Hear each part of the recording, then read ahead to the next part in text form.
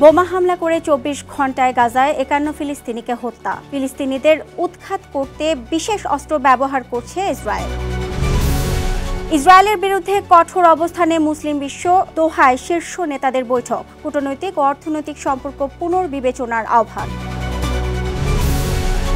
কাতারে হামলা নিয়ে পরস্পর বিরোধী অবস্থানে ট্রাম্প নেতানিয়াহু। হামাস নেতাদের ওপর আবারও হামলার হুঁশিয়ারি নেতানিয়াহুর, ট্রাম্পের না। এবং নিউ ইয়র্ক সিটির মেয়র নির্বাচিত হলে ইসরায়েলের সরকারি বন্ডে পেনশন তহবিল বিনিয়োগ বন্ধের ঘোষণা জোহরান মামদানির।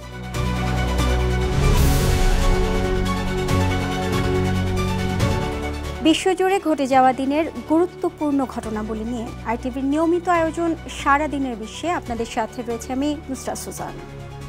ফিলিস্তিনের অবরুদ্ধ গাজায় ইসরায়েলি হামলা অব্যাহত রয়েছে। গেল ২৪ ঘন্টায় শহরটিতে বোমা হামলায় ৫১ জন নিহত হয়েছেন। ইসরায়েল সোমবার সন্ধ্যায় গাজা সিটিতে ব্যাপক বোমাবর্ষণ চালিয়ে এলাকার সর্বোচ্চ আবাসিক ভবন আল ঘাফরি হাইরাইজ ধ্বংস করেছে।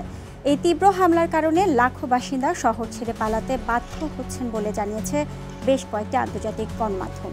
এদিকে ফিলিস্তিনিদের জোরপূর্বক উৎখাত করতে ইসরায়েল অপ্রচলিত অস্ত্র ব্যবহার করছে বলে অভিযোগ করেছেন জাতিসংঘের ফিলিস্তিনি ভূখণ্ডে মানবাধিকার বিষয়ক বিশেষ রিপোর্টার ফ্রান্সিস কালবানিস।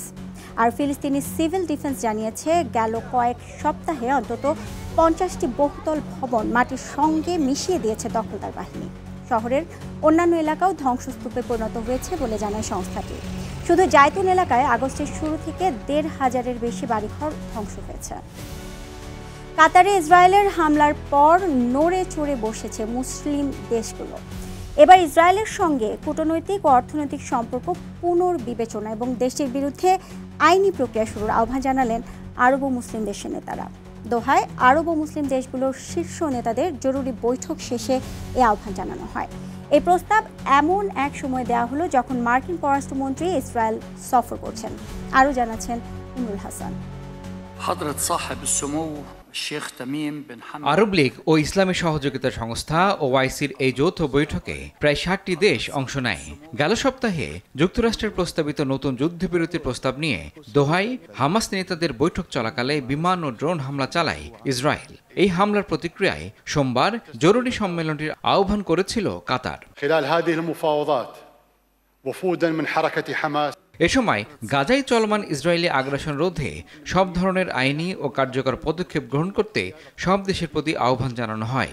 এছাড়া সম্মেলন শেষে ইসরায়েলের সঙ্গে কূটনৈতিক ও অর্থনৈতিক সম্পর্ক পুনর্বিবেচনার কথাও বলা হয় যৌথ বিবৃতিতে।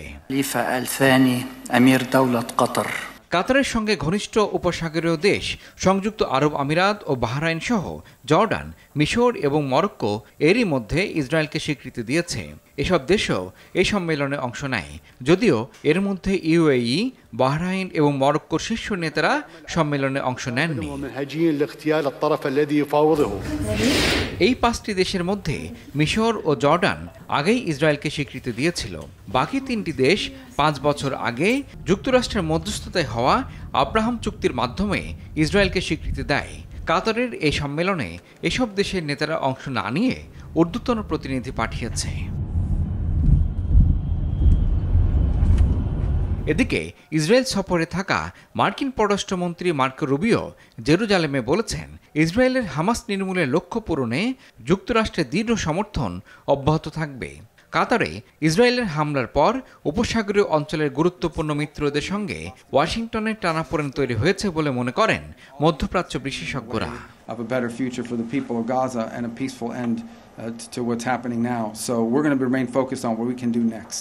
আন্তর্জাতিক সম্পর্ক বিশ্লেষকেরা বলছেন, এই হামলার পর মধ্যপ্রাচ্যে মার্কিন নিরাপত্তা নিশ্চয়তা নিয়েও প্রশ্ন উঠেছে। অঞ্চলটিতে যুক্তরাষ্ট্রের গুরুত্বপূর্ণ সামরিক স্থাপনা রয়েছে। অঞ্চলটির বৃহত্তম সামরিক ঘাঁটি কাতারে অবস্থিত। ইমরুল হাসান, আরটিভি। কাতারে হামলা ইস্যুতে পরস্পর বিরোধী অবস্থান নিয়ে মার্কিন প্রেসিডেন্ট ডোনাল্ড ট্রাম্প ও ইসরায়েলের প্রধানমন্ত্রী বেনিয়ামিন নেতানিয়াহু। গেল সপ্তাহে কাতারে হামলা চালানোর পর হামাসের নেতাদের ওপর আবারও হামলার আশঙ্কা উড়িয়ে দেননি নেতানিয়াহু। তিনি হুঁশিয়ারি দিয়ে বলেছেন, যেখানেই থাকুক না কেন তারা রেহাই পাবেন না। আর মার্কিন প্রেসিডেন্ট ডোনাল্ড ট্রাম্প বলেছেন ইসরায়েল কাতারে আর হামলা চালাবে না। ওভাল অফিসে সাংবাদিকদের সাথে মত বিনিময়ের সময় একথা বলেন তিনি। আরও জানাচ্ছেন ইমরুল হাসান। ফিলিস্তিনি স্বাধীনতাকামী সশস্ত্র সংগঠন হামাস ইস্যুকে সামনে রেখে বেপরোয়া হয়ে উঠছে ইসরায়েল। কাতারে হামাস নেতাদের উপর ইসরায়েলি হামলার ঘটনা আন্তর্জাতিক অঙ্গনে ব্যাপক ক্ষোভের জন্ম দিয়েছে। সে সঙ্গে মধ্যপ্রাচ্যে ঘনিষ্ঠ মিত্র দেশ কাতারের মাটিতে এমন হামলার নিন্দা জানিয়েছেন যুক্তরাষ্ট্রের প্রেসিডেন্ট ডোনাল্ড ট্রাম্পও। হামাসের দেওয়া তথ্য অনুযায়ী হামলায় 6 জন নিহত হলেও সংগঠনটির নেতারা বেঁচে আছেন। সমালোচনার পরও জেরুজালেমে ইসরায়েল সফররত যুক্তরাষ্ট্রের পররাষ্ট্রমন্ত্রী মার্কো রুবিওকে পাশে নিয়ে হুমকি দিয়েছেন বেনিয়ামিন নেতানিয়াহু।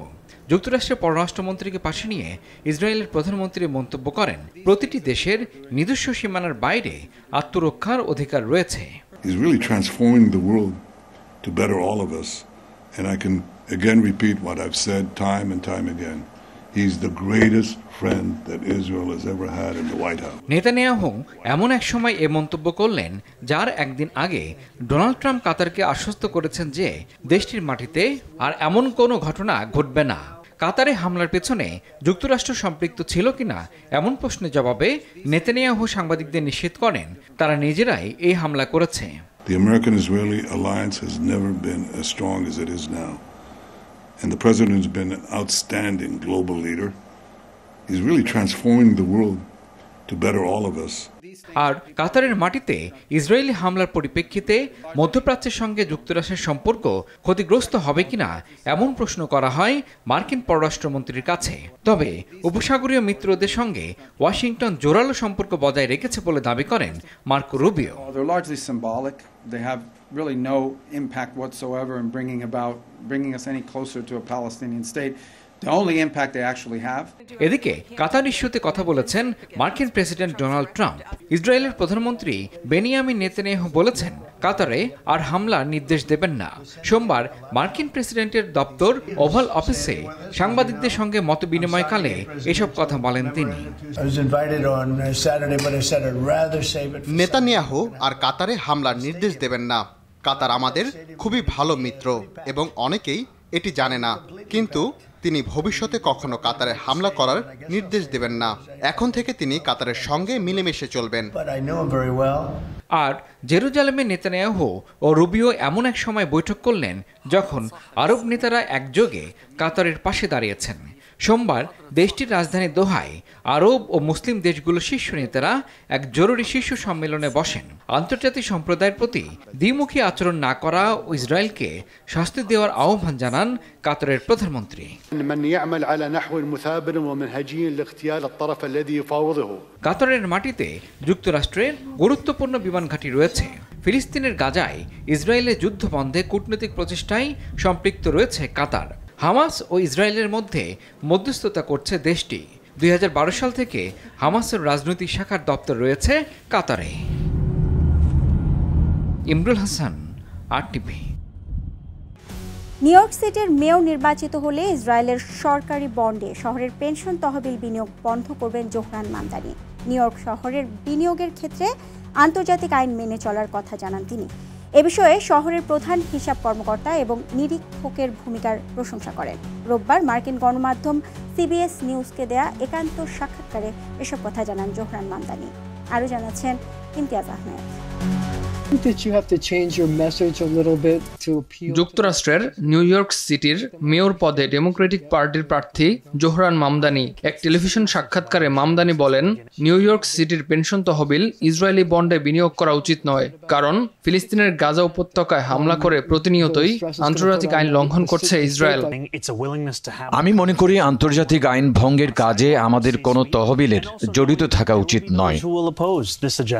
CBS নিউ ইয়র্কের সঙ্গে দেয়া সাক্ষাৎকারে এক প্রশ্নের উত্তরে মামদানি জানান, ঐতিহাসিকভাবে নিউ ইয়র্ক সিটি ইসরায়েলের সঙ্গে ব্যবসা করা প্রতিষ্ঠান বা ইসরায়েলি বন্ডে বড় অঙ্কের বিনিয়োগ করে আসছে।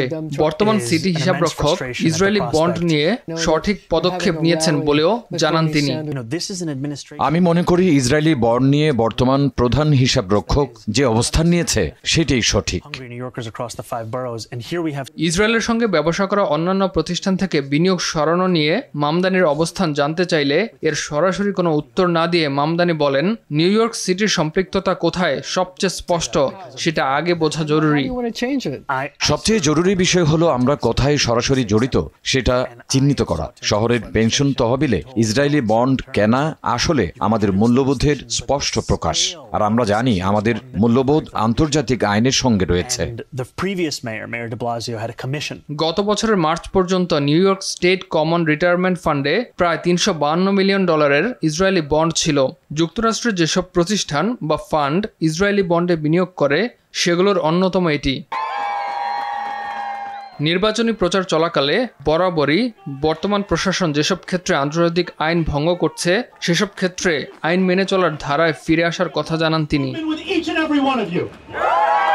5টি আলাদা তহবিল নিয়ে নিউ ইয়র্ক সিটির পেনশন তহবিল গঠিত। এর মধ্যে আছে New York employees retirement system, New York City fire pension fund, New York police pension fund, New York City teachers retirement system ও New York City board of education retirement system. এই pension তহবিলগুলোর মোট সম্পদের পরিমাণ $289 billion. এগুলো তত্ত্বাবধান করেন শহরের প্রধান হিসাব কর্মকর্তা। প্রায় 50 বছর ধরে নিউ ইয়র্ক সিটির পেনশন তহবিল ইসরায়েলি বন্ডে বিনিয়োগ করে আসছিল, কিন্তু 2023 সালে বর্তমান প্রধান হিসাবরক্ষক এই নীতিতে পরিবর্তন আনেন। সাম্প্রতিক সপ্তাহগুলোতে তুলনামূলকভাবে জোহরান মামদানি মধ্যমপন্থী অবস্থান নেয়ায় সমালোচনার মুখে পড়েন। তবে মত প্রকাশ করায় 4 অধ্যাপককে City University of New York কর্তৃপক্ষ বরখাস্তের সিদ্ধান্তের তীব্র সমালোচনা করেন তিনি। ইমতিয়াজ আহমেদ, RTV। মাদক বহনের অভিযোগ তুলে ভেনেজুয়েলার আরেকটি নৌযানে হামলার কথা জানালেন মার্কিন প্রেসিডেন্ট ডোনাল্ড ট্রাম্প। নৌযানটি যুক্তরাষ্ট্রের দিকে যাচ্ছিল বলে দাবি করেন তিনি। গেল কয়েক সপ্তাহের মধ্যে ভেনেজুয়েলার সন্দেহজনক মাদকবাহী নৌযানের উপর যুক্তরাষ্ট্রের এটি দ্বিতীয় হামলা। হোয়াইট হাউস থেকে দেওয়া বিবৃতিতে ট্রাম্প জানান, তার সরাসরি নির্দেশে সহিংস মাদক কার্টেল ও নার্কো সন্ত্রাসীদের লক্ষ্য করে এ অভিযান পরিচালিত হয়েছে। যদিও নৌযানটিতে মাদক ছিল এমন কোনো প্রমাণ প্রকাশ করেননি তিনি। এদিকে এই হামলাকে বোমা হামলার হুমকি হিসেবে উল্লেখ করেছেন ভেনেজুয়েলার প্রেসিডেন্ট নিকোলাস মাদুরো। যুক্তরাষ্ট্র তাদের বৈধ আত্মরক্ষার অধিকারকে অবজ্ঞা করছে এবং দুই দেশের সম্পর্ক পুরোপুরি ধ্বংস করে দিচ্ছে বলেও মন্তব্য করেন তিনি। But I would say, General, if they do that, you have a choice of doing anything you want. আজ সকালে আমার নির্দেশে যুক্তরাষ্ট্রের সেনারা দ্বিতীয় দফা হামলা চালিয়েছে। এগুলো ছিল ভয়ঙ্কর সহিংস মাদক কার্টেল ও নার্কো সন্ত্রাসীদের নৌযান। হামলার পর সমুদ্র জুড়ে ছড়িয়ে থাকা কোকেন ও ফেন্টানিলের বড় চালান জব্দ করা হয়েছে। আর এরই সাথে শেষ করছি সারাদিনের বিশ্ব। RTVর সাথে সংযুক্ত থাকুন, মতামত জানান RTVর সামাজিক যোগাযোগ মাধ্যমগুলোতে। সবাইকে ধন্যবাদ।